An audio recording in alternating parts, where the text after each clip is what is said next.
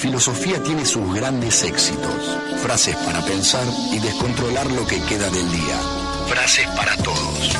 Filosofía innombrable.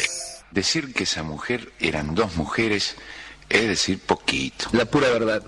Si ustedes lo permiten, prefiero seguir viviendo.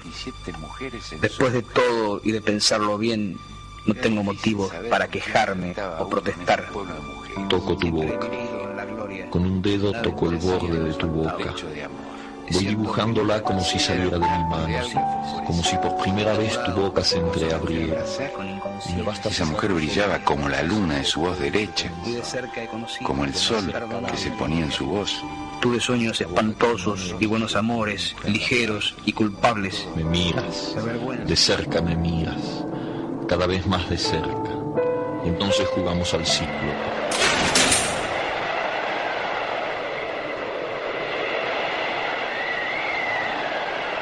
No hay poesía después de Auschwitz.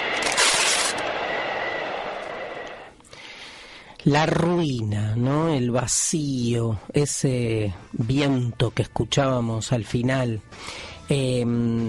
Acá hay una dicotomía bastante fuerte, bastante intensa, como para pensar dos aspectos de lo humano que tal vez en el fondo terminen refiriendo a lo mismo, y aquí el problema de la frase, ¿no?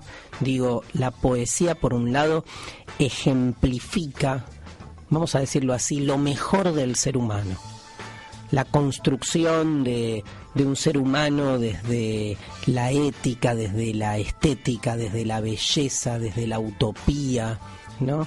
Escuchábamos ahí a Cortázar, por ejemplo, hablando del amor desde un lugar poético, porque lo poético vendría a ser como la expresión de la cultura humana, de aquello que el ser humano ha logrado a lo largo de su historia construir para diferenciarse del estado de naturaleza originario, o en todo caso para embellecerlo, para colocarlo en un lugar diferente a aquel lugar más rudimentario, y hacer de lo humano una experiencia de superación, de progreso, de evolución. Pero si decimos progreso, evolución, superación, estamos suponiendo que nos dirigimos a un lugar mejor. Estamos suponiendo que a lo largo de la historia el ser humano, con sus propias capacidades y disposiciones, sobre todo con su racionalidad, aquello que en principio más nos identifica, ha logrado hacer de la cultura humana y por lo tanto de la especie humana algo superador. Y eso es poesía en un sentido metafórico y amplio. Ahora, ese mismo ser humano que se supone que ha generado todo esto, también no hace otra cosa, y el siglo XX ha sido emblemático al respecto, que generar todos estos dispositivos técnicos, creativos, organizativos y estratégicos, pero al servicio de su propia autodestrucción. Con ese mismo, digamos, intelecto que potencialmente se supone que podemos hacerlo mejor, también hemos hecho lo peor. Hemos generado sistemas de industrialización masiva de destrucción de la especie humana.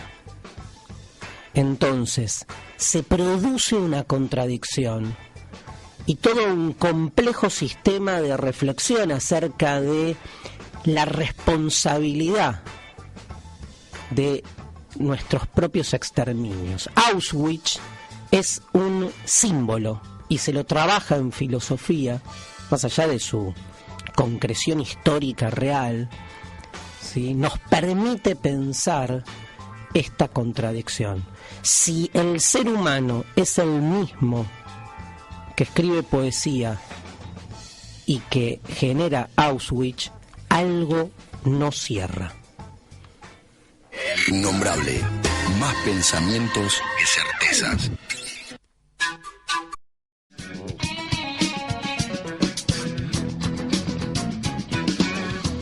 Qué lindo escuchar al Flaco Spinetta, que acá me están inundando Twitter con y Facebook también, con el Flaco, con Artaud, con Cantata de Puentes Amarillos. Ya vamos a ir después en el bloque siguiente a hablar de la pregunta ¿todo tiempo pasado fue mejor?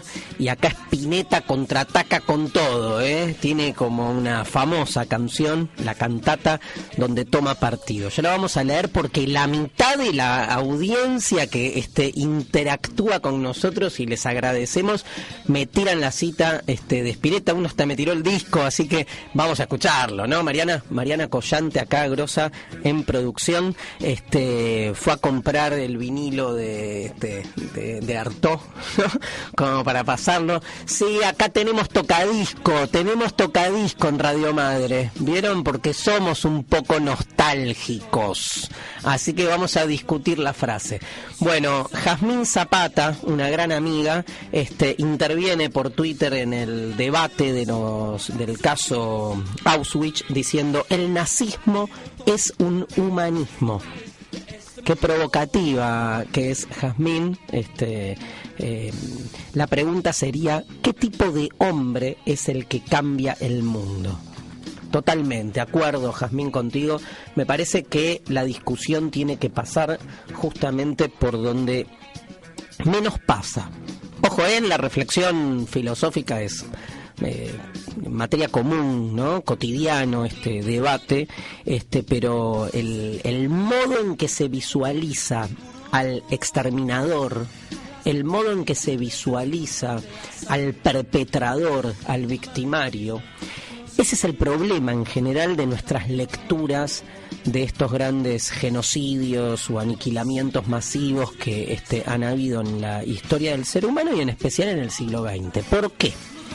Porque lo que no vemos primero, como nos dijo acá Jazmín Zapata en Twitter, es que siempre el victimario opera o actúa en nombre del bien.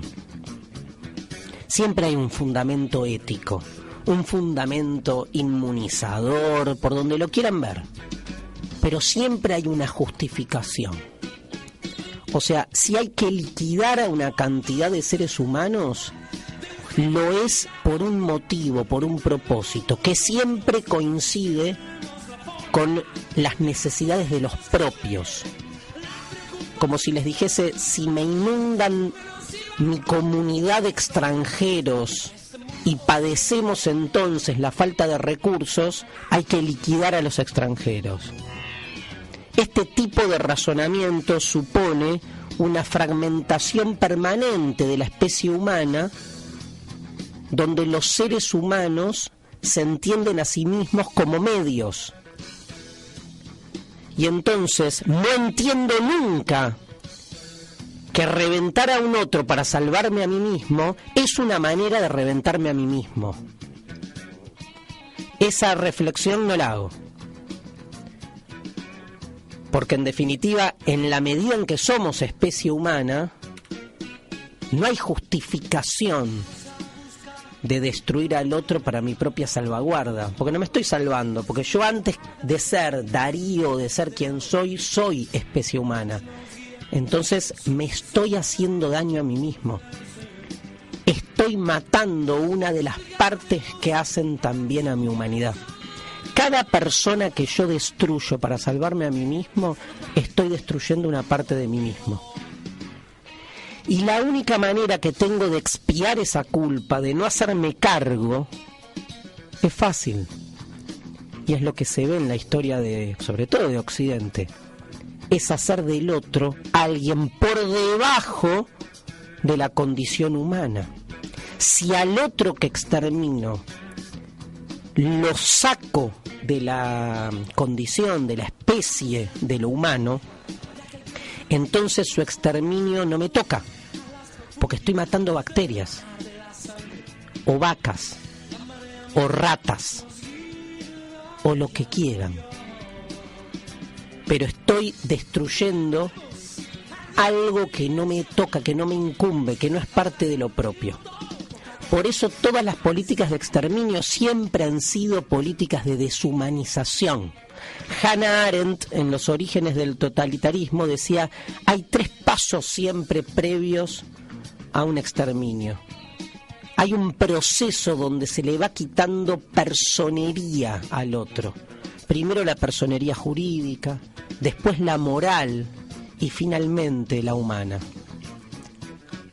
Los procesos de exterminio no son procesos que ocurren de la noche a la mañana, sino que se va construyendo todo un saber que hace del otro algo más cercano a lo animal que a lo humano, y por eso después lo puedo destruir.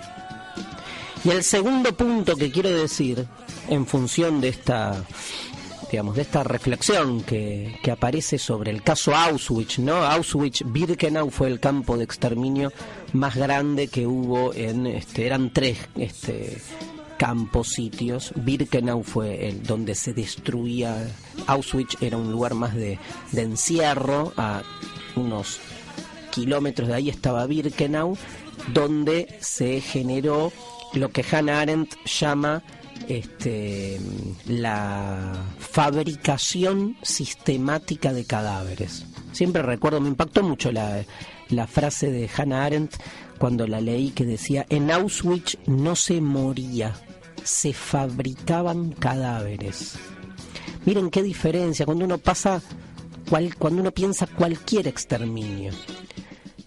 Digamos, la fabricación planificada y sistemática de cadáveres, si con algo no tiene que ver, señora, señor, si con algo no tiene que ver, es con impulsos animales, Digo esto porque siempre se piensa a los exterminadores como, digamos, atravesados o capturados por una especie de fuerza bestial, ¿no? Mirá los bestias que asesinaron a tantos. Si algo no tiene una fabricación sistemática y planificada de cadáveres, si algo no tiene, es bestialidad, en el sentido más animal del término.